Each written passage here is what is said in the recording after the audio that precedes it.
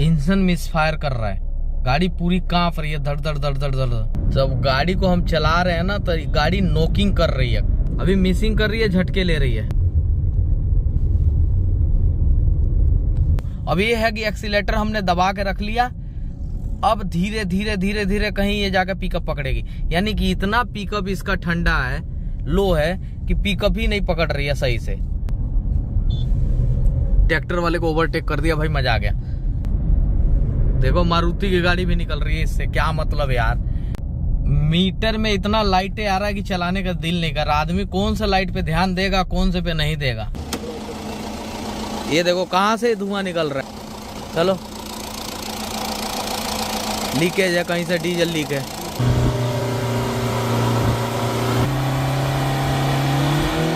अरे तेरी यार, ओ भैया बैक कंप्रेशर है इसका मतलब, देखते हैं एक बार। तो ये बैक कंप्रेशर है, यानी कि ये बैक कंप्रेशर भी मार रही है गाड़ी के अंदर। इसका मतलब है कि एक तो बैक कंप्रेशर मार रही है और इंजन ऑयल खा रही है, कूलेंट भी खा रही है। तो एक बार कूलेंट की लीकेज और इंजन ऑयल की लीकेज चेक करो। तो भैया आप सभी को पहले दिल से राम राम। मैं मुकेश चंद्रगुण, नोएडा भारत से। गाड़ी है जीप कंपास, डीजल वेरिएंट है, 2017 का मॉडल है। कूलेंट कहाँ जा रहा है ये भी चेक करेंगे, कोई लीकेज तो नहीं है या फिर गैसकेट ही गड़बड़ कर रही है, या इंजन ऑयल का पिस्टन रिंग है या क्या है। और एक बार टर्बो को भी कंफर्म करेंगे कि टर्बो खराब तो नहीं है। यानी 1000 किलोमीटर में 1 लीटर इंजन ऑयल खा रही है गाड़ी है, और कूलेंट बार बार हमें टॉप अप करना पड़ रहा है। स्कैन करते हैं, सबसे पहले देखते हैं क्या क्या फॉल्ट कोड आ रहा है गाड़ी के अंदर में। जिसमें आ रहा है पीसीएम में, पावर ट्रेन में आ रहा है, टर्बो का दिखा रहा है, एयर मास सेंसर का दिखा रहा है। बीसीएम में देखो कितना दिखा रहा है, बी सीरीज में या यू सीरीज में। इसका मतलब कहीं ना कहीं से वायरिंग का इशू है, कम्युनिकेशन इशू आ रहा है। एबीएस में सी सीरीज में फॉल्ट कोड आ रहे हैं, right front wheel sensor signal failure. तो ये फॉल्ट कोड देख लिया, अब इसी फॉल्ट कोड पे काम करेंगे। पहले इंजन की कंडीशन को अब देखते हैं। सबसे पहले इसका बोर्ड नट पेंट है, और चूंकि नील गाय से टकरा गई थी इसलिए इसका काम कंपनी में हुआ।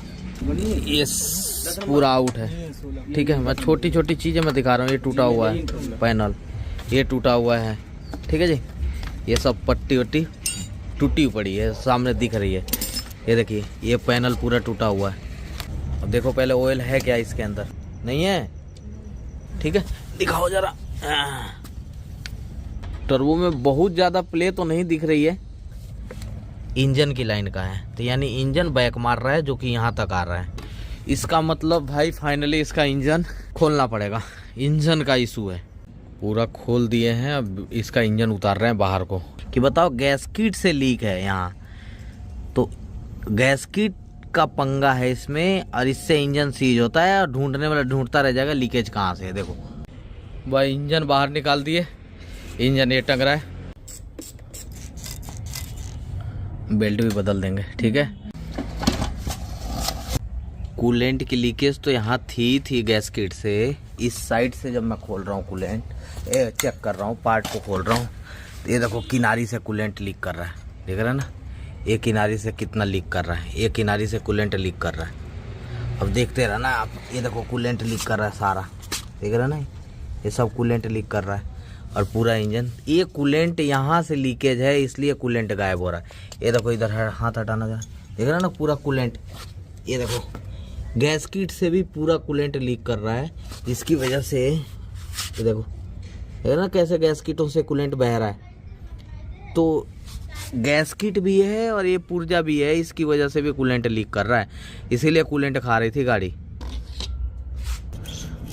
निकाल लो आराम से, हटाओ जरा, पूरा उठा लो। चलो उठाओ उठाओ उठाओ। ऑयल उठा रही है दबा के, ये दिख रहा है।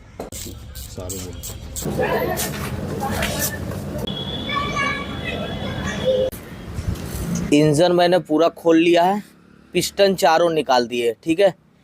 अब पिस्टन की कंडीशन ऐसी निकली है कि एक 4 नंबर का बैंड है, देख रहे ना पोर्शन कैसे, ऐसे आप ऐसे देखो।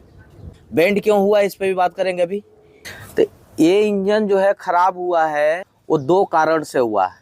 एक, कूलेंट ना होने की वजह से गाड़ी ओवरहीट करी है, जिसकी वजह से इंजन डैमेज हुआ है।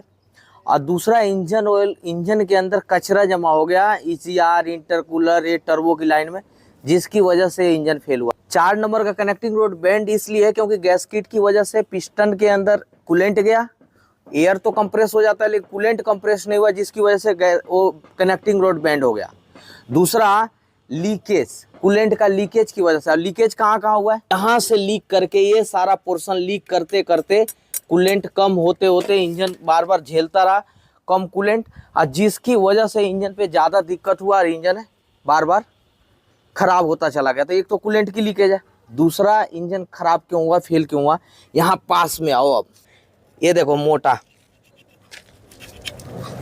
ये देखो, देख रहे हो ना, ये सूखा कचरा है और ये जो जाएगा पिस्टन के ऊपर तो क्या करेगा, इंजन फेल करेगा। इनटेक मैनिफोल्ड में भी भरा पड़ा है पूरा, ये देख सकते हैं। अब सोचो, थोड़ा सा मारा है मैंने, ये देखो कचरा, ये क्या होगा। अब पूरा भरा पड़ा है, पूरी लाइन सूखी हुई पड़ी है। अभी तो बहुत मोटा मोटा, थोड़ा सा किनारी पे मार रहा हूँ। ये देखो, ये कचरा क्या करता है ना, ये पिस्टन के ऊपर जाता है, पिस्टन कटता है, पिस्टन रिंग कटता है, जिसकी वजह से बैक कंप्रेशर आ रहा था। जो बैक कंप्रेशर आ रहा था ना, ये कचरा की वजह से कट कट के रिंगें कटी है। 1,14,000 में कोई भी इंजन खराब नहीं होता, लेकिन सिर्फ एक तो आज तक EGR इंटरकूलर कभी क्लीन नहीं हुआ। ये EGR है इसका, अब मैं चेक कर पा रहा हूँ भाई, इतनी बुरी तरीके से सीज हुए पड़े हैं EGR, आज तक ये क्लीन नहीं हुए हैं। एंटी सडरवाल में बोलता रहता हूँ क्लीन करने के लिए, लेकिन आज तक क्लीन नहीं हुआ है। अभी देखो, ये देखो, ये पिस्टन पे जाएगा तो रिंग तो कटेगा ही। यदि टाइम से EGR इंटरकूलर टर्बो की लाइन क्लीन होता रहता है ना, तो शायद फेल नहीं होता। हम लोग क्यों इतना फोकस करते हैं आपका EGR इंटरकूलर क्लीन पे, इसीलिए फोकस करते हैं ताकि लाइन क्लियर रहे, पिस्टन पे कचरा ना जाए, जिसकी वजह से पिस्टन सीज ना हो। तो समझ गए। तो EGR हमको कब क्लीन करना है, 50,000 से 1,00,000 के बीच में कर ही देना EGR को, इंटरकूलर को, टर्बो की लाइन को, जिससे कचरा जमा नहीं होगा और इंजन खुलेगा नहीं। ना मैं जीप की कंपनी के पास ही आया, मैडम कह रही हैं कि काउंटर सेल है ही नहीं हमारी कंपनी में, और पूरे इंडिया में कहीं काउंटर सेल है नहीं जीप में।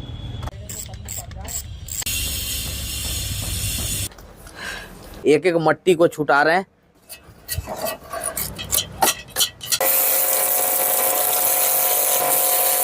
एक, दो, तीन, चार, अरे बस, ये स्लिपों में जंग नहीं लगनी चाहिए बस, हैं?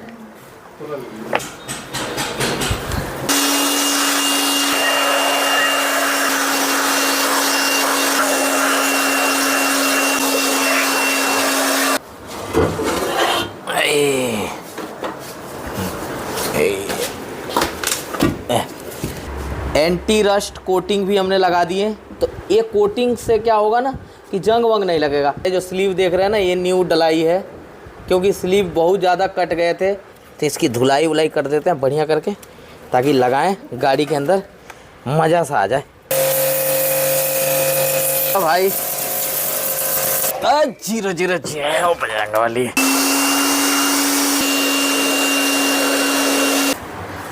हाँ।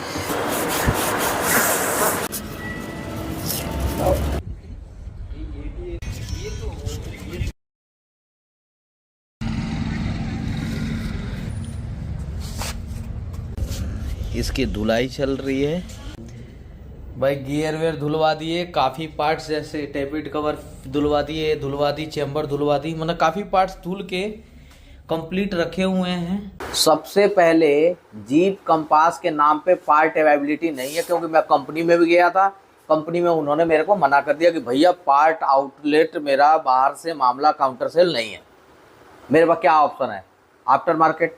अब मैं ये देखूंगा कि इंजन किसका मैच कर रहा है। तो ये चूंकि इंजन जो है ना जीप कंपास का, ये इंजन है फिएट का। फिएट से किसने खरीदा है, MG वालों ने भी ले रखा है, टाटा वालों ने भी ले रखा है, जीप वालों ने भी ले रखा है। जीप कंपास का इंजन, टाटा हैरियर का इंजन, MG हेक्टर का इंजन, तीनों का इंजन डीजल का सेम है। तो अभी मैं कंपनी भागूंगा किसके, टाटा की कंपनी, MG की कंपनी, जीप की कंपनी, ताकि मेरे को ओरिजिनल पार्ट मिल जाए। तो चूंकि काफ़ी कंपनियां भागा, अब मेरे को मिला है टाटा में जाके, कुछ पार्ट टाटा में, कुछ पार्ट एमजी में, कुछ पार्ट जीप में, ऐसे करके मिला है। तो मैं टाटा का भी दिखाऊंगा तो समझना पार्ट में ओरिजिनल दिखा रहा हूँ, एमजी का भी दिखाऊंगा तो भी समझना पार्ट में ओरिजिनली दिखा रहा हूँ, या फिर जीप का मिल जाए तो जीप का भी ओरिजिनल। ठीक है, तो ऐसा समझना, ये नहीं समझना कि इसका इसमें डाल दिया, ऐसा नहीं है, ये तो सिर्फ आपके लिए, बाकी टेक्निकल यही है कि इंजन सेम है। तो मैं ज्यादातर करके सामान कंपनी से ही मंगाया। ये देख सकते हैं Tata seal, Tata engine mounting made in USA. Packing भी आपके सामने ही खोल रहा हूँ, माल देखो ओरिजिनल। ठीक है जी, ये देखो टाटा का माल। ठीक है, तो मैं क्या कर रहा हूँ, कोशिश कर रहा हूँ कि ज्यादातर करके माल कौन सा यूज करूँ, कंपनी वाला ही। अब जैसे जैसे फीड होता जाएगा मैं माल डालता जाऊंगा, धोता जाऊंगा, करता जाऊंगा। हेड का काम हमने करा के देख सकते हैं, घूंघट में ही रखा हुआ है अभी मैंने, वाल, गाइड, सीट, सील और इसके फेस का लैब। ठीक है, तो इसको करा दिया मैंने बढ़िया करके, और हेड में तो खैर मजा आ जाएगा। गैस किट हमने ओरिजिनल टाटा का मंगाया है, चूंकि Tata Harrier jeep compass diesel variant है, इसका इंजन ओवरऑल करने वाले हैं। तो ये अब बिगन बेयरिंग लगाएंगे, बस ओके।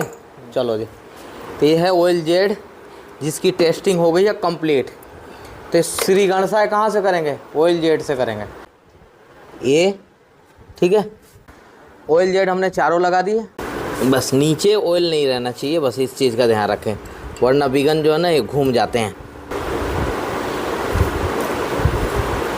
क्रेंक भारी है यार, उठना पड़ेगा मेरे को। ये हाय हाय, बस इसके कट को क्या करेंगे, बाहर के तरफ में रखेंगे। ठीक है, और ये धीरे धीरे सरका के इधर ले जाएंगे, बस मक्खी से मक्खी मिलाना है। आ जाओ इधर पकड़ो। देखे, इसीलिए कहते हैं क्रेंक में टॉर्क लगाना बहुत ज़रूरी है। इसमें टॉर्क नहीं दिए थे ना, ये देखो, ये देखो, ये बात। ठीक है जी, तो ये हो गया क्रैंक। ओके, एक कनेक्टिंग रोड पहले दिखाओ, टेढ़ा है। हमने ये कनेक्टिंग रोड बदल दिए हैं, कारण क्या था कि कनेक्टिंग रोड बेंड हो गए थे। जेन1 पिस्टन बारकोड के साथ में देख लो, पिस्टन नया, जब भी जेन1 पिस्टन लेते हैं ना तो उसके साथ में पिस्टन रिंग भी देता है कंपनी। लेकिन एक मैकेनिक को क्या टेस्ट करना चाहिए, कहते हैं ना यार फिट कर दिया, बाद में स्टार्ट किया तो धुआं दे रही है, बैक कंप्रेशन दे रही है, उसका कारण कहाँ से होता है, पास में आओ। ये छोटी छोटी चीज़ें, यहाँ मैं रिंग को चेक कर रहा हूँ, ये वाला रिंग टॉप लिखा हुआ ऊपर है। ठीक है, तो इसको मैं बाहर निकालता हूँ, एक सेकंड ज़रा ध्यान देते रहना। ये टॉप लिखा हुआ है इस पर, यानी ये रिंग क्या है, सीधा लगा हुआ है। ठीक है जी, अब ये देखो इस पर टॉप नहीं लिखा है, तो टॉप नहीं लिखा है मतलब क्या है, रिंग उल्टा डला हुआ है, नहीं दिख रहा है ना, टॉप नहीं लग रहा है। अब इसको निकालने दो रिंग को, ये देखो ध्यान देते रहना, यहाँ गड़बड़ नहीं होना चाहिए। ये देखो रिंग मैंने ऐसे निकाला, ये रिंग क्या है, ये रिंग उल्टा लगा हुआ है। सीधा कौन सा है, ये रहा सीधा, यहाँ लिखा हुआ है टॉप, ये सीरियल नंबर है, STD स्टैंडर्ड साइज है, तो ये रिंग सीधा उल्टा लगा हुआ था। अब इसको मैं फिट करता तो ये क्या होता, दिक्कत करता। क्यों, क्योंकि इसके अंदर कट दिया हुआ रहता, किनारी पे कट, देख रहे हैं ना, ये किनारी पे कट, और कट हो जाता है कहाँ, कट हो जाता है उल्टा, कंप्रेशन ही नहीं बनता। इस वजह से ये इंजन बैक कंप्रेशन देता, फेल हो जाता है। छोटी सी चीज़ है, तो ये एक मैकेनिक को क्या यही चीज़ है, मेजर करना कि सच में है, सही है कि नहीं है, तभी मैं इसको सीधा करके लगाऊंगा। भाई कंपनी भी फिट करके दे रही है तो गारंटी क्या है कि सही फिट कर रही है, या खरादिया ही फिट कर रहा है तो क्या गारंटी है कि खरादिया सही फिट कर रहा है। मिस्टेक तो सबसे होती है ना, इंसान है भाई, हमसे भी होती है। एक बार हम क्या करेंगे, रिंग का गैप भी चेक करेंगे। आओ, compression ring, top ring 0.15 mm का गैप कम से कम रहना चाहिए। ये oil ring, second compression ring, ये फर्स्ट कंप्रेशन रिंग, यानी कि टॉप रिंग। गैप चेक कराओ ज़रा, ठीक है, फ्री तो है ना, फ्री है, लेकिन गैप कम है। ठीक है जी, ये दिखाओ 0.15 mm दिख रहा है, इसमें भी होना चाहिए और इसमें भी होना चाहिए, देखो। ठीक है, क्या कहते हो, डन। 0.15 mm का गैप ये होना ही चाहिए। इससे क्या होगा, बैक कंप्रेशन गाड़ी नहीं देगी। आओ, ऑयल रिंग हमने बिठा दिया, ठीक है, सीधा करके इसको देखेंगे किधर है, टॉप लिखा हुआ है तो टॉप इधर लिखा हुआ है, तो जहाँ लिखा हुआ है उधर ही हम ये बस। ठीक है जी, टॉप लिखा हुआ है तो इसको भी, इसको ऊपर हम क्या करेंगे, बस। तो ये हमारा पिस्टन रिंग हो गया, लग गया। ऐसे हम तीनों का भी पिस्टन रिंग सेट कर देंगे, क्योंकि तीनों का कंप्रेसर रिंग उल्टा है और ये फिर कहानी ख़राब करेगी। ठीक है, तो इस तरीके से मेजर करके लगाने में फ़ायदा है। ऑयल रिंग का ही चक्कर है बस।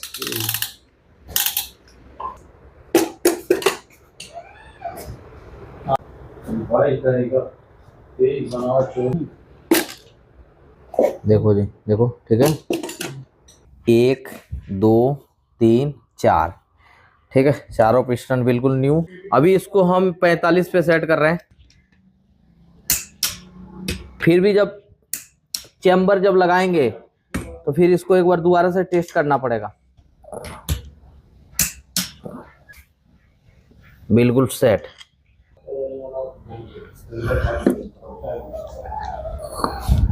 ये वॉक्सवैगन का 1980 रुपये का बॉडी मैं यूज कर रहा हूँ बस। ठीक है जी, बोल्ट लगाओ जी। ये सरफेस का ध्यान देना होता है, ये जो सरफेस है ना भाई, ये बराबर होने चाहिए, जिसकी वजह से क्या होगा, लीकेज नहीं होगा चैम्बर का। तो इंजन ओवरऑल कर रहे हैं तो इस सील को मैं बदल रहा हूँ, ये ओरिजिनल सील में डालने वाला हूँ इसका। ठीक है, 3 4 5। ये चैम्बर पूरी तरीके से हमने साफ कर लिया, अच्छे से अंदर भी साफ कर लिया, ये पैनल भी लगा लिया मैंने, इसके बोल्ट भी कस लिए, स्टेनर भी कस लिया। ठीक है जी, सारा सफाई उफाई करके कस लिए। अब इसको फिट करने जा रहे हैं इसके ऊपर। इसके लिए लगाएंगे अब इसमें बॉन्ड।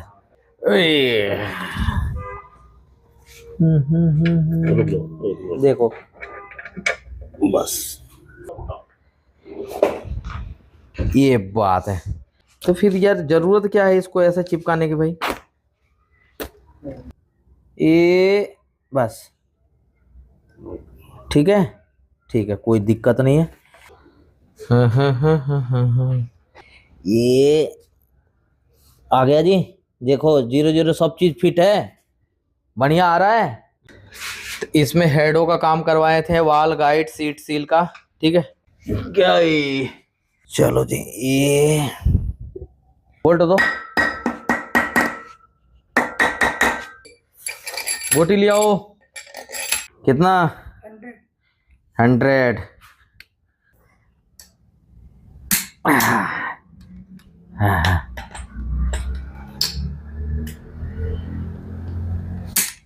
तेरी यार, तो हेड से हमारा काम हो गया फाइनल। हाँ, ये बातें हैं। पहले डीजल से धोए हैं, अभी पेट्रोल से धो रहे हैं इसे।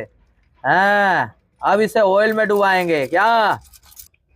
ये अभी धार मारा, देख रहे हो ना, धार मार रहा है जो। ये बात है ये। हाँ हाँ, ठीक है, ऐसे लग जाएंगे सारे ये, बस। ठीक है, तो गाड़ी के पार्ट खुद बोलने चाहिए, हाँ यार मैं साफ हो गया हूँ, अब छोड़ दो मुझे। चालू करना, ठीक है। और ये है डिबिया, ये है इसकी टाइमिंग किट, जीप कंपास का। आ जा भाई, ये क्या होगा, यहाँ पे लगेगा, कट दिख रहा है। तो इस कट में क्या होगा, ये इधर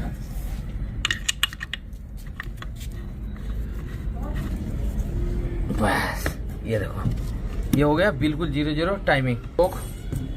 ठीक है, ये देखो लॉक हो गया दोनों। स्पेशल टूल है टाटा का, ओरिजिनल पैकिंग। छोड़ो, ठीक है ठीक है। रोकर सारे बैठे हुए थे ना बिल्कुल 0-0। हाँ हाँ बेटा दे दो। टैपेट को टाइट कर दिए। अब इसका बाकी फिटिंग कल करेंगे। ये देखिए पूरा लीकेज था और ये नाश करता पूरे इंजन का। ठीक है, लीक होना था तो इसलिए हमने कंप्लीट, ये देख सकते हैं अब डाल दिए इंटेक मैनिफोल्ड। इंटेक मैनिफोल्ड बदलना जरूरी था, यही महंगा है, 40,000 रुपये का इंटेक मैनिफोल्ड है, जाकर कंपनी में पता कर लेना। तो टाइमिंग पे मैं ले आके इसको रोक दिया। फिलहाल के लिए 4-5 गाड़ी है, मैं कर लूँ इसे, निकाल लूँ 4-5 गाड़ी को फटाफट, फिर उसके बाद से मैं भेजता हूँ इसे। ये है भाई DPF इसका, इसके अंदर का मैंने सील्ड कर रखा था ताकि डस्ट वस्ट ना जाए। ठीक है, चारों तरफ से इधर भी सील्ड कर रखा था कि डस्ट ना जाए। अब इसकी क्लीनिंग करते हैं।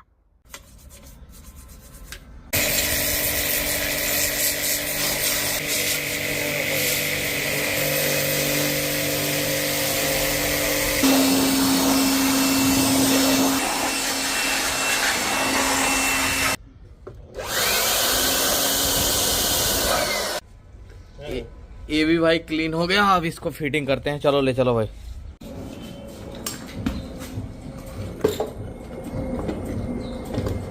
अब यहाँ जाके अड़ गया ये टाइमिंग में, तो इसको निकालो बाहर। ये बात है। अब क्या है, पहले इसका मतलब मैं टाइमिंग कर लूँ। वाटर पंप हमने लगा दिया, गरारी हमने बैठा ली। ठीक है ना, और ये बोल्ट है इसके, ये बोल्ट की किधर है, उल्टी चूड़ी है, यानी हम इसको टाइट करेंगे ऐसे तो नहीं टाइट होगा ये, इसको लूज करेंगे तो टाइट होगा। ये देखो, ठीक है, एंटी क्लॉकवाइज ये टाइट होगा, यानी कि उल्टी चूड़ी इस बोल्ट की दिया हुआ है कंपनी ने। ठीक है जी। तो भाई ये है टाइमिंग बेल्ट। तो ये टाइमिंग हमारा कंप्लीट हो गया। क्रेंक की टाइमिंग मार्का से मार्का मिला दिया। ठीक है जी। केम की टाइमिंग इस मार्का से मार्का मिला दिया, ये दोनों केम की लॉकिंग कर दी। और हाई प्रेशर पंप की मार्का से मार्का मिला दी बिल्कुल 0-0, और ये लॉक पे ही सेट कर दिया। अब इस बोल्ट को भी खोल लेंगे। वो देख लीजिए कहाँ रखा है, मैंने कट से थोड़ा सा ऊपर रख दिया है और ये बिल्कुल सेंटर टू सेंटर आ गया, तो जिससे हमारा ये टाइमिंग बिल्कुल परफेक्ट हो गया। तो ये हो गया कंप्लीट इंजन टाइमिंग। ये कवर हमने लगा दी, अब गरारी को फिट कर रहे हैं। 4 1 3 4 2, चलो चलो 1 नंबर, चलो सही तो है। हाँ, कंप्रेशन बढ़िया बन रहा है। चलो ठीक है। कवर इधर से टाइमिंग कवर लग गई। गियर बॉक्स है ये, इसको भी धुलवा लिया बढ़िया करके, गियर को फिट कर दिए।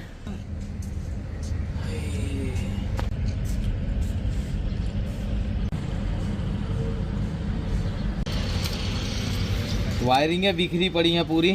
ठीक है, इस वायरिंगों को भी देख रहे हैं ना कैसे कटा पीटा टूटा है, तो मैं इसको टेपिंग करता हूँ। तो सबसे पहले इस वायरिंग को निकालता हूँ। तो ये सारी वायरिंग मैं लेके आया हूँ, देख रहे हैं ना बिखरी पड़ी है पूरी वायरिंग है चारों तरफ से। ये शॉर्ट सर्किट करे या कोई काम करे, इसके लिए मैं इसको टेपिंग करूँगा अच्छे से।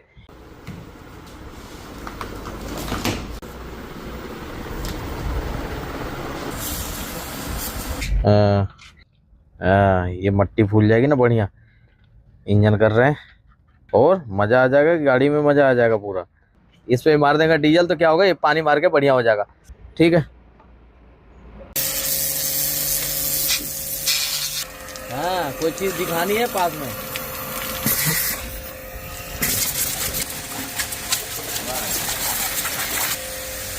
दूर से इसको दूर से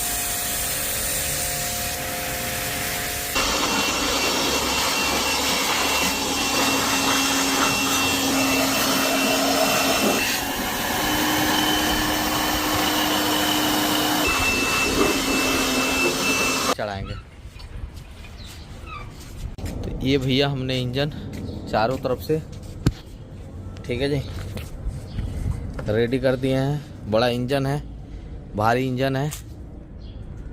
ठीक है, अभी चढ़ने के लिए क्या है, तैयार है। इंजन माउंटिंग पूरा कट गया था ये। ठीक है, तो इससे इंजन माउंटिंग हम बदल रहे हैं। इसको लगाओ भाई, इस माउंटिंग को। नया माउंटिंग मैंने डाल दी भाई, ठीक है जी। अभी इंजन को सेट कर रहे हैं माउंटिंगों पे, फिर हमने जैक को निकालना है। ये फुल क्लीन है। सेंसर को इधर निकाल लो। ये हमारा डीपीएफ भी लग गया। नया बेल्ट लगा दिया हमने, देख सकते हैं न्यू बेल्ट, और फिटिंग होता चला जा रहा है पूरा इंजन ओवरऑल का। रेडिएटर धो दिया, इसके स्लाउड, एयर फिल्टर असेंबली, ये पाइपलाइन और ये स्लाउड वलाउड ये सारे धो दी। ये फेंडर लाइन, ये कवर, और एक ये रह गया धोने के लिए अभी। अब धीरे धीरे सारी गाड़ी को फिटिंग कर रहे हैं एक एक चीज़। आगे से हमने रेडिएटर जो क्लीन करा के लगा दिए, कंडेंसर उसी के साथ पानी मार दिए थे कल, और इंटरकूलर ये भी क्लीन करा दिया अच्छे से। एक एक चीज़ देख सकते हैं आप। एक पाइप जो है ना इंटरकूलर का वो क्रैक है, अब उस पाइप को मंगाना पड़ेगा। इंटरकूलर जहाँ से पाइप लगेगा वो ये वाला पाइप है, चूँकि ये देख सकते हैं ना पूरा फटा हुआ है। ये ऑर्डर पे डाले हुए हैं, ऑर्डर पे मिल नहीं रहा है। इस पाइप को रिप्लेस कर रहे हैं हम, और ये वाला पाइप है जो कि बिल्कुल झकास है, कोई फट नहीं रहा है, देख रहे हैं। अब ये पाइप में कंपनी में पता किया तो 25,630 रुपये का। तो मैं इसको ले गया स्क्रैप मार्केट से, सेकेंड हैंड मार्केट से, ठीक है जी।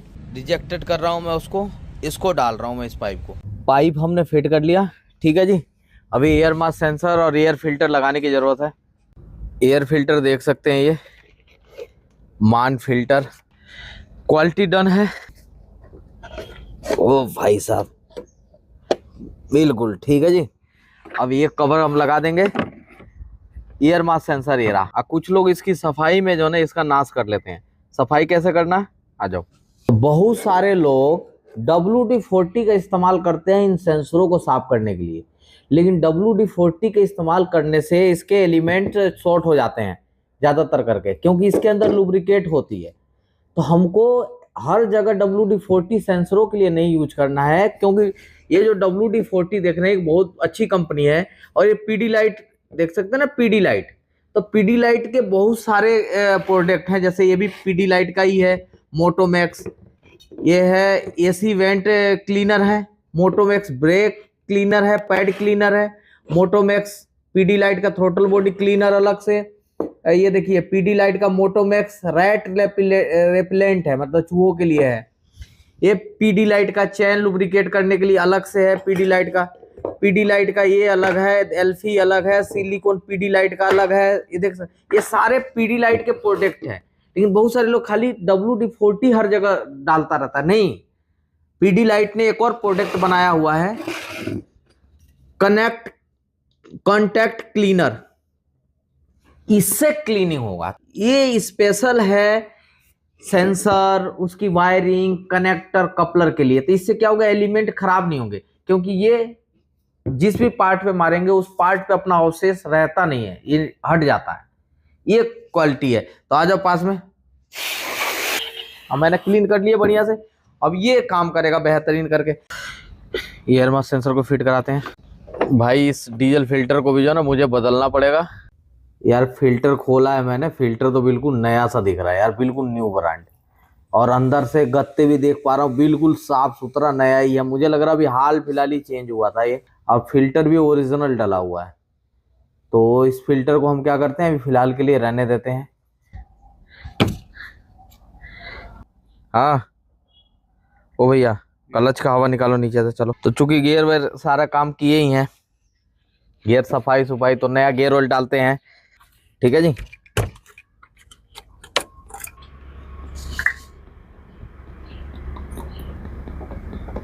इंजन ऑयल डाल देते हैं कैस्ट्रोल मैग्नेटिक का 5W30, ठीक है।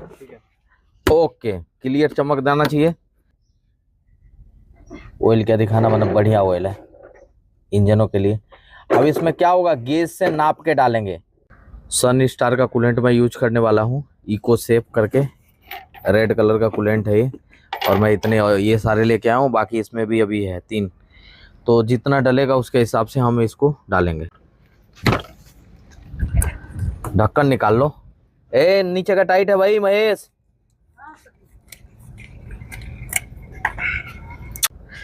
बैटरी लगा दिए, निगेटिव टर्मिनल अभी लगाया नहीं है। अभी डीजल फिल्टर खोले थे, तो पहले डीजल फिल्टर में हम लोग क्या करेंगे, एयर निकालेंगे, डीजल चढ़ाएंगे, फिर इंजेक्टर का एयर निकालेंगे, उसके बाद से स्टार्ट करेंगे। तो एक कवर हटा दिया, देख सकते हैं अभी इंजेक्टर के मैंने वायरिंग लगाए न थे। देखो जरा,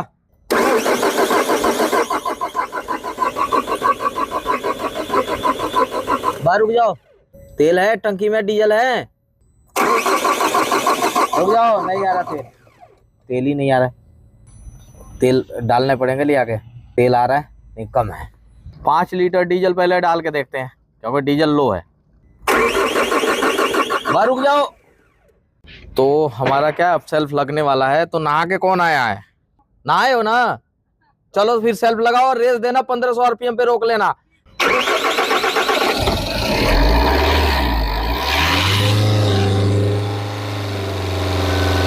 लीकेज चेक करो, लीकेज। ये निकालो भाई, ये काम कर दिया हमारा आज। स्कैनर लगाओ भाई, टेम्परेचर चेक करो इसका कितना है। 50, 4250 है, नीचे वाला 50 है, ऊपर वाला 42 है। अभी चलने देते हैं इसको, आवाज तो बढ़िया हो गई। 43, 44 और नीचे वाला 45, 45। ठीक है, फैन डायरेक्ट चल रहा है, देख रहे ना, इसको सही करना पड़ेगा पहले मुझे। तो ऊपर वाला स्टोर हो गया, मतलब सही हो गया। एक्टिव में एक दिखा रहा है इंजन कूलेंट टेम्परेचर का, बाकी स्टोर, यानी कि बाकी तो सारे ठीक हो गए PCM power train control module का। अरे गाड़ी तो सफाई करो भाई गाड़ी निकाली है, अभी ऑन रोड हूँ मैं। लाइटें देख सकते हैं, कितनी सारी लाइटें, बहुत सारा माल फंक्शन की लाइट जो पहले से ही आ रही थी। अब इन लाइटों पे मेरे को काम करना है एक एक करके, 1 बाय 1। तो पहले जो फैन डायरेक्ट हो रखा है, उस फैन के लिए मेरे को काम करना है। पहले एसी के गैस वैस का पहले फीलिंग करते हैं, उसके बाद से फिर देखते हैं। लेकिन मैं बता दूं, पिकअप इतना खतरनाक आ गया गाड़ी का कि पिकअप के बारे में बाद में बात करूंगा, बहुत ही खतरनाक पिकअप। तो भाई एसी में तो मजा आ गया। तो फैन पहले सॉल्व कर लूं, बाकी कहानी पे आता हूं मैं सारी लाइटों पे। तो ये सेंसर हमने पुराना वाला बदल दिए, नया सेंसर हमने लगा दिए, नया सेंसर। ठीक है जी, चलो जी, कूलेंट हमारा पूरा ही है। दोबारा से अब इसको रवा होने दो, कितने घंटे रवा होने दो, कम से कम 6-7 घंटा तो रवा होने दो क्या। तो चेक इंजन लाइट, इंजन वाली तो चली गई, एबीएस की रह गई है, एबीएस वाली है। ठीक है जी, तो एबीएस के लिए स्कैन, एबीएस पे स्कैन कीजिए। ये है हमारा C0031 C0034 के फॉल्ट कोड, यानी कि आगे के दोनों सेंसरों का इशू है, इसके लिए दिक्कत आ रही है। अब देखते हैं। हाँ, व्हील स्पीड दोनों आगे पीछे का, चलिए क्लिक। फ्रंट व्हील स्पीड 511, यानी 511 टॉप है, 511 की स्पीड तक ये एबीएस सेंसर काम कर सकता है। तो उतना स्पीड दिखा रहा है लाइव डेटा में, जो कि हमारी गाड़ी क्या है, रुकी हुई है। देख सकते हैं आप, रुकी हुई है ना गाड़ी, ये पत्ते वत्ते जमीन पे पड़े हुए हैं। गाड़ी का यहाँ मीटर बिल्कुल 0 है, लेकिन इसमें दिखा रहा है 511 की स्पीड से चल रही है गाड़ी। तो यही फॉल्ट हमको पकड़ना है, किधर फॉल्ट है। चारों लीजिए एक साथ का, दोनों का 0 अब फ्रंट के दोनों 511 की स्पीड से चल रही है। इससे हमें कंफर्म हो रहा है कि हमारा सेंसर वायरिंग कहीं ना कहीं दिक्कत है जी, तभी तो 0 का पता चलेगा। चलिए ये चिपकाइए कुछ, बस 511 चला गया, इतने से ही 511 चला गया चिपकाने से। अब समझिए उधर का किधर का 0 हुआ है, उधर का 0 हुआ है। तो आइए उधर, चलिए ये 511, यानी इतना घुमाते ही 511 चला गया। थोड़ा सा घुमाया 511 चला गया मिनट से पहले। भाई ये सेंसर है, इसको लगा के देखते हैं। दोनों ही सेंसर मंगा लिए हमने। फीएट का मार्किंग है और कुछ नंबर है। तो नए वाले सेंसर में फीएट की मार्किंग है, कुछ नंबर है, कुछ सीरियल नंबर है, फीएट की मार्किंग है। तो यानी कि ये जो सेंसर है हमारा है क्या है, जेन 1 है।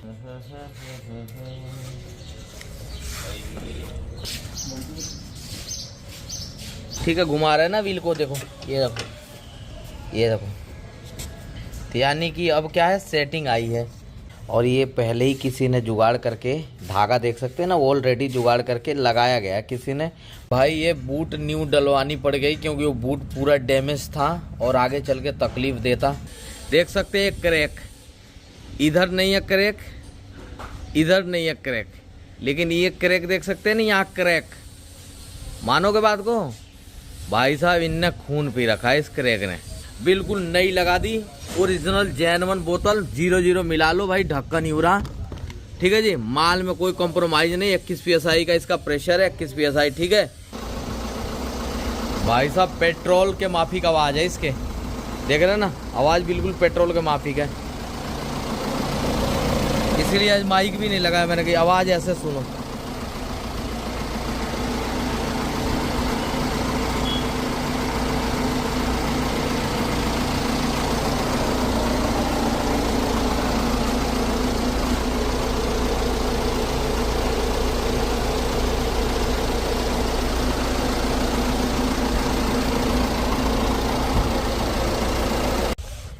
गाड़ी बहुत ज़्यादा गंदी है।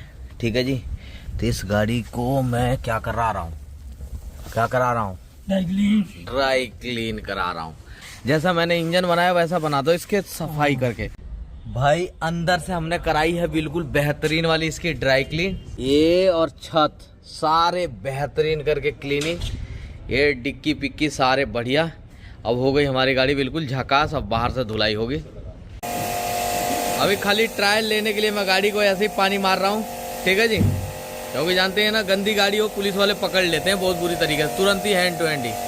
अब इसका फाइनल टेस्ट करने जा रहे हैं। आज वीडियो बिना माइक के शूट कर रहा हूँ मैं। कारण क्या है कि मैं नहीं चाहता हूँ कि थोड़ा सा भी किसी आवाज़ को लेके आपको तकलीफ हो, तो जेन्युइन ट्रायल ले रहा हूँ। देख लीजिए, माइक को एक नहीं लगाया मैंने।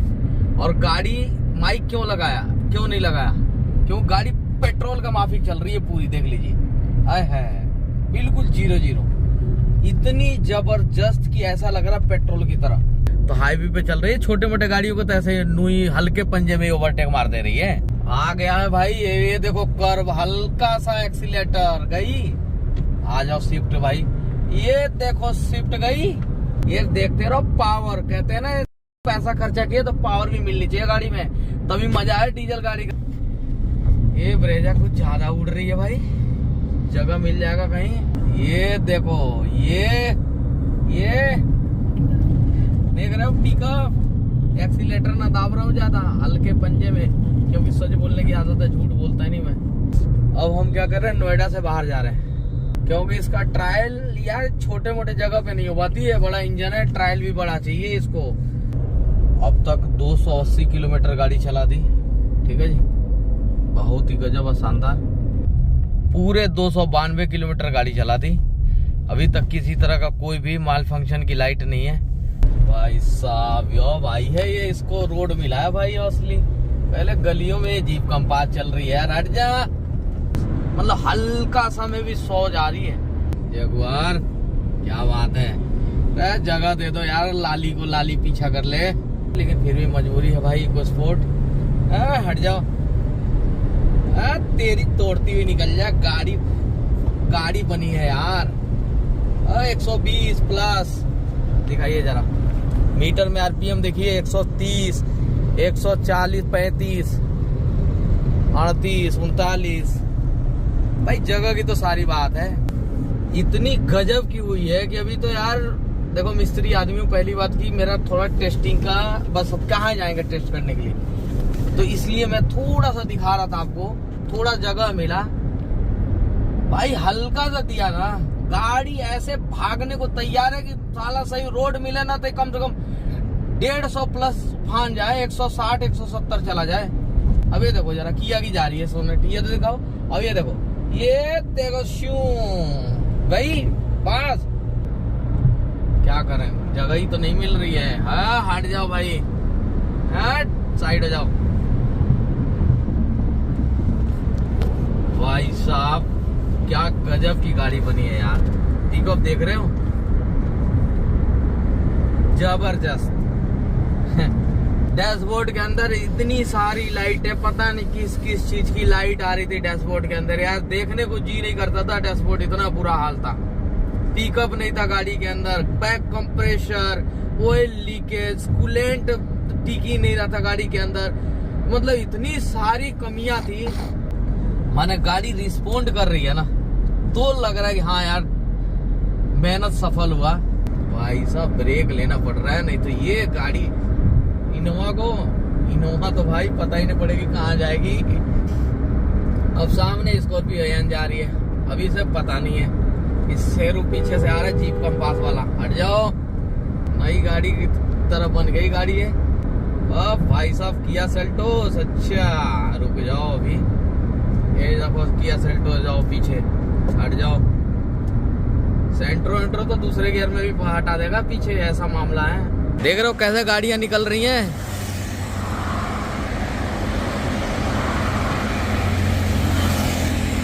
समझो कितनी स्पीड से गाड़ियां निकल रही हैं, लेकिन जब ये गाड़ी निकाल रहा हूँ ना तो सारे बच्चे पड़ जा रहे हैं। आराम से चलाना, पिकअप बहुत ज्यादा जबरदस्त है, बहुत बढ़िया पिकअप आ रहा है जी। हाँ, ओवरटेकिंग में बहुत बढ़िया ओवरटेक हो रही है, हल्के से एक्सीलेटर में। हाँ। मतलब एक्सीलेटर में को बिल्कुल भी मैं पंजा दबा नहीं रहा हूँ, उसके बाद रिस्पॉन्स देगा। अच्छा ये बताइए पहले जी सर, कि गाड़ी आपको लग रहा था कि ऐसी गाड़ी बन पाती रिपेयरिंग में? नहीं उस्ताद जी, बिल्कुल भी उम्मीद नहीं थी, क्योंकि जब डीजल इंजन बनते हैं ना, हाँ। तो कहीं ना कोई नॉइज छूट जाती है, तो वो नॉइज बिल्कुल नहीं आ रही इंजन में, खड़ खड़ खड़ खड़ खड़। बिल्कुल भी नहीं आ रही। जब फर्स्ट टाइम आपने स्टार्ट किया था ना इंजन, तो मुझे नहीं लग रहा था कि इतना अच्छा साउंड भी आएगा करके। भाई साहब अब चलाने में कैसी लग रही है? चलाने में इंजन बहुत स्मूथ है उस्ताद जी। जिस तरीके से एक्सीलेटर हम दे रहे हैं, उस तरीके से उसके अकॉर्डिंग रिस्पॉन्स कर रहा है। रिस्पॉन्स कर रहा है ना, मतलब एक्सीलेटर पूरा देने की जरूरत नहीं पड़ रही है। बहुत हल्के एक्सीलेटर में जा रही है गाड़ी, हल्के एक्सीलेटर में जा रही है। कोई नया बंदा चलाएगा तो वो बिल्कुल जज नहीं कर पाएगा कि डीजल और पेट्रोल है। आवाज के मामले में तो नहीं जज कर पाएगा, लेकिन पावर के मामले में बताएगा भाई हाँ यार पावर से लग रहा है कि डीजल है। मालिक पहले भी इंजन बनवाए थे, अब इसको चलाएंगे और उसको चलाएंगे। पहले शायद सर्विस सेंटर में इंजन बना था कुछ दिन पहले ही, पर वही बात है ना यार सारा खेल ईमानदारी का है। जितनी आप ईमानदारी से गाड़ी में काम करते जाएंगे, उतनी तगड़ी रिस्पॉन्स देती जाएगी गाड़ियां, है कि नहीं है? किसी तरह का कोई भी लीकेज नहीं है, ठीक है, बिल्कुल 0 है। कूलेंट भी ठीक है, पूरा है। बंद करिए जरा, ये अभी देख सकते हैं मैं ऑन रोड ही हूँ, देख रहे हैं ना, यहाँ नोएडा आगरा सिटी। तो रास्ते में मैं चेक कर रहा था तो मैं इतनी ज़्यादा ट्रायल क्यों ले रहा हूँ? देखो बड़े इंजन है मारुति के, छोटे इंजन तो है नहीं कि 20-30 किलोमीटर लेके ट्रायल कर दिया ठीक है जी जाओ। बड़े इंजन है, लोग कोई पैसा लगा रहे हैं, गैराज पे बार बार जाए ना, तो इसके लिए मैंने 5-6 घंटे का तो इसका तगड़ा करके रवा किया है। और उसके बाद से मैं इसका 320 और 24 किलोमीटर 324 किलोमीटर मैंने गाड़ी ट्रायल कर दी अब तक का। तो इसीलिए ट्रायल करते हैं कि किसी तरह का कोई दिक्कत हो तो सामने आ जाएगा ना। अब कल के वो कस्टमर को दें और वो फिर दिक्कत आए, फिर मजा नहीं आता है। और इसीलिए इतना ट्रायल लिया। क्या इतना ज्यादा ट्रायल लेने के बाद गाड़ियों में दिक्कत आती है? नहीं आती है भाई, गाड़ी में ट्रायल लेने के बाद भी दिक्कत आती है। अब इसी गाड़ी में कोई दिक्कत आ जाए तो या तो मेरा किस्मत खराब या कस्टमर का किस्मत खराब, है कि नहीं है? लेकिन अपने तरफ से तो हमको बढ़िया बनाना है ना, क्यों? अपने तरफ से अपना 100% तो देना है जी, देना है। तो वही 100% दे रहे हैं। हमें भी शौक नहीं होता इतना ज्यादा गाड़ी चला के चेक करना, लेकिन फिर भी मजबूरी है, काम धंधा छोड़ के करें। इंजन तो चेक करना पड़ता था कि कस्टमर को दिक्कत ना आए, है कि नहीं है? गाड़ी बिल्कुल पानी की तरह चल रही है, कुछ भी अब एक्स्ट्रा मेरे को कहने की जरूरत ही नहीं है, गाड़ी खुद मुंह से बोल रही है यार। तो सब मिला जुला के गाड़ी बढ़िया हो गई, एसी बढ़िया वर्क कर रहा है, ठीक है जी। और सारी लाइट पाइट खड़खड़ बड़बड़ गुड़गुड़ गुड़गुड़ खाड़ा पिकअप सीकअप सब मतलब सेट हो गया, पिकअप अच्छा आ गया। ठीक ओवरटेक आज कोई गाड़ी बचे ना, आज सारी गाड़ियों का बेड़ा गर्क करने वाला हूँ मैं। कैमरी थी भाई, अरे ये छोटी मोटी गाड़ी को तो दूसरे गियर में ही ओवरटेक मार रही है। रेंज रोवर आगे जा रही है भाई। अरे भाई इधर अपना भी है मामला चाहे गाड़ी कोई भी हो भाई, पिकअप बहुत तगड़ी आई है इसकी, हकीकत बता रहा हूँ मैं। 350 किलोमीटर अब तक गाड़ी चला दी। अभी ऑन रोड हूँ मैं, अभी गाड़ी चला ही रहा हूँ, देख सकते हैं आप। तो गाड़ी में पहली बात की किसी तरह का कोई माल फंक्शन की लाइट नहीं है, ठीक है जी, किसी तरह का कोई भी लाइट नहीं, गाड़ी ओवर हीट नहीं, और गाड़ी भी झकास चल रही है, बिल्कुल झकास, ठीक है। तो अभी फाइनल डन हुआ है, गाड़ी बिल्कुल झकास। 350 किलोमीटर की ड्राइविंग के बाद अब कह सकते हैं कि गाड़ी बिल्कुल डन हो गई। काम आप लोगों को कैसा लगा लाइक करके भी बता सकते हैं कि भाई लाइक वही लोग करें जो पूरा देखें और अच्छा लगे दिल से। मैं भी नहीं चाहता हूँ कि गलत लाइक आए, है कि नहीं। अच्छा ना लगे तो डिसलाइक का बटन बराबर में दिया ही रहता है, तो उसको भी कर सकते हैं आप। बाकी मिलेंगे नेक्स्ट वीडियो में नए टॉपिक के साथ, तब तक के लिए सभी भाई लोगों को दोबारा से और दिल से हर बार की तरह राम राम। अभी एबीएस की लाइट वाइट तो कुछ नहीं आ रही है, और ये सारी चीज ठीक होने के बाद से हैंड ब्रेक भी ठीक हो गया है। देखिए हैंड ब्रेक लग गया, हटा दिया ना हाथ, देखिए हैंड ब्रेक यहाँ लग गया। अब हैंड ब्रेक भी उतर भी जाएगा, उतर गया, ये देखिए हैंड ब्रेक उतर गया, ठीक है। गाड़ी भी हमारी आगे भागने लगी, ये भी ठीक हो गया जी।